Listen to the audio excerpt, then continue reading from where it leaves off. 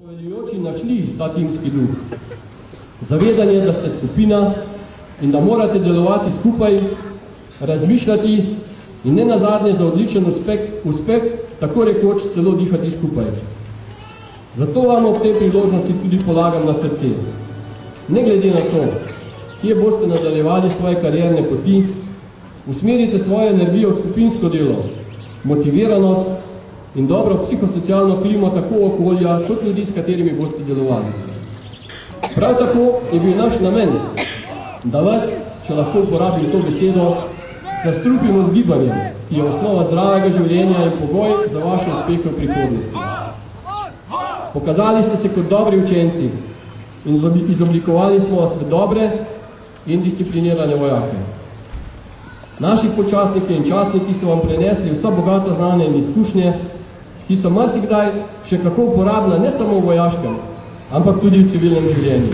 Spoštovani vojaki, kandidati za vojake in vsi ostali, jaz vam želim, da za prisego, ki jo boste opravite z domoljubnimi čustvi, s tem, da se zavedate, komu, kateri državi to za prisego opravljate in vam v vašem poklicnem delu in življenju želim veliko uspeha. Srečno. Vojaki, potrdite svojo voljo z besedo prisega. Prisega! Za koga? Za Slovenijo! Za koga? Za Slovenijo!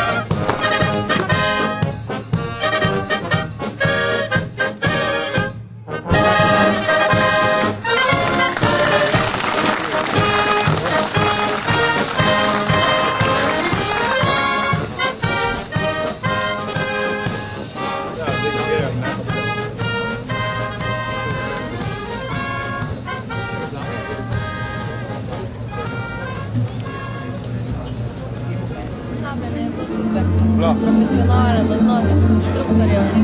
Kaj pa vam ni bilo všeč? Urja 14 dni rdeča larva. A ja, takrat, ko ste pomagali? Ja. Pa niste bili noter, ste pomagali? Večinoma smo mogli biti noter vojaški, ker je bil rdeča larva, mislim, nismo smeli biti noter. A ja? Da to je bilo gibanje onemogočeno, edin to je bilo slabo. Bilo fajn. Ja. Kaj ste pa si sem končala?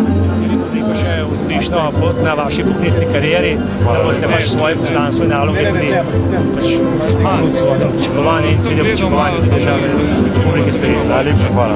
Že enkrat čestitke. Hvala.